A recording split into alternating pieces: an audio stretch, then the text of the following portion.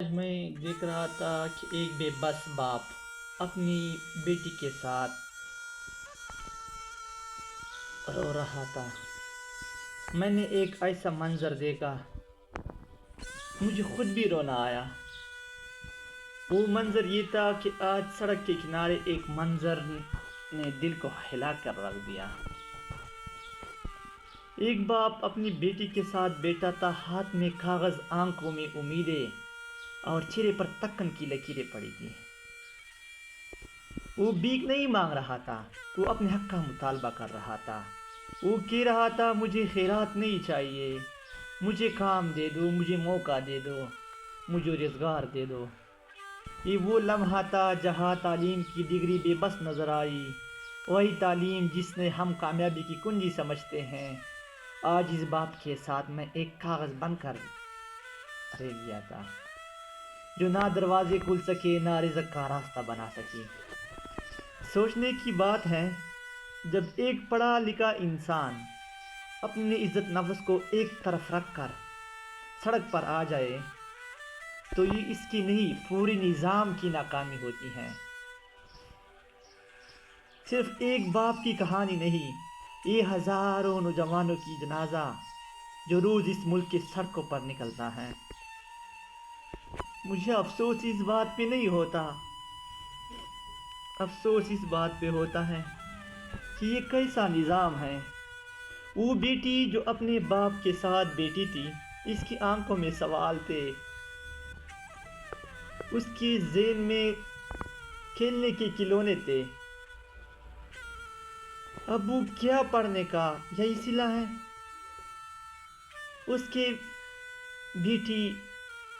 کی بیٹی یہی آس لگا کے بیٹی تھی، یہی سوال تھا، ابو کیا پڑھنے کا یہی صلہ ہے؟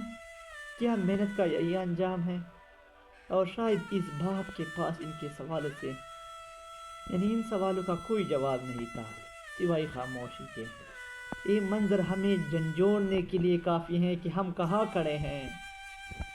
ہم نے ایک ایسا معاشرہ بنا دیا ہے جہاں سفارش، رشوت اور تعلقات کی کامیابی سیڑھی بن گئی ہیں، اور محنت، تعلیم اور ایمانداری صرف کتابوں کی باتیں رہ گئی ہیں۔ لیکن یاد رکھو، یہی باپ جب اپنی بیٹی کے ساتھ ہمت نہیں ہارتا تو وہ ہمیں یہ سکھا جاتا ہے کہ انسان کی اصلی طاقت اس کی ہمت میں ہے، اس کے حوصلے میں ہے۔ وہ ٹوٹ کر بھی نہیں ٹوٹتا، وہ جھک کر بھی نہیں بکتا۔ یہ کہانی صرف افسوس کی نہیں، یہ ایک سوال ہم سب کے لیے ہے۔ کیا ہم ایسے معاشرے کو بدلنے کے لیے کچھ کریں گے، یا پھر اگلی بار بھی کسی سڑک پر ایک باپ اور ایک بیٹی کے ساتھ یہی منظر دہراتے رہیں گے؟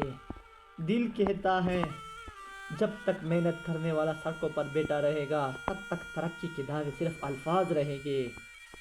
اللہ کرے کہ وہ باپ جلد اپنے پاؤں پر کھڑا ہو اور اس کی بیٹی فخر سے کہہ سکے کہ میرے ابو ہارے نہیں تھے، بس وقت مشکل تھا، حالات سخت تھے۔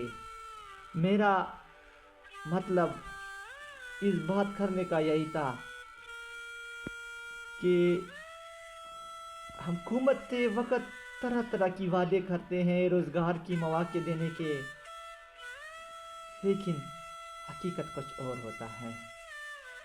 کرپشن کا جال بچا ہوا ہوتا ہے۔ منظر مجھے آج بھی یاد ہے، سڑک کے گرد گاڑیوں کا شور، اور اس شور کے بیچ ایک باپ کی خاموشی جو چیخ چیخ کر اپنی بے بسی سنا رہی تھی۔ وہ باپ بار بار اپنی بیٹی کی طرف دیکھ رہا تھا، جیسے خود سے سوال کر رہا ہو، میں نے تمہیں پڑھایا، تمہارے خواب سجائے، کیا یہی دن دکھانے کے لیے تھے؟ بیٹی اپنے دوپٹے کے کنارے سے آنسو چھپا رہی تھی، بیٹی رو رہی تھی،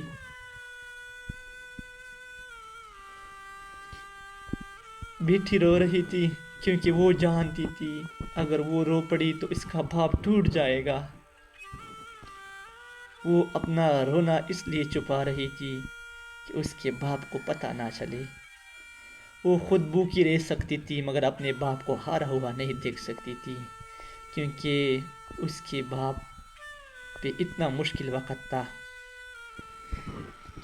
کتنا عجیب انصاف ہے، جو لوگ محنت کرتے ہیں وہی سڑکوں پر بیٹھے ہیں، اور جو راستے کاٹتے ہیں وہی ایوانوں میں بیٹھتے ہیں۔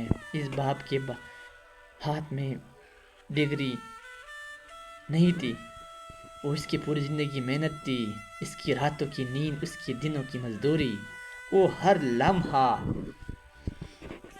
جب اس نے اپنی خواہش مار کر اپنی بیٹی کو آگے بڑھایا۔ آج وہی باپ کہہ رہا تھا مجھے بس ایک موقع دے دو کہ میں کسی کے آگے ہاتھ نہیں پھیلاؤں گا، لیکن اس کی آواز شور میں دب رہی تھی جیسے اس کے خواب دب گئے ہو۔ دل یہ سوچ کر کام جاتا ہے اگر ایک باپ اپنی بیٹی کے سامنے مجبور ہو جائے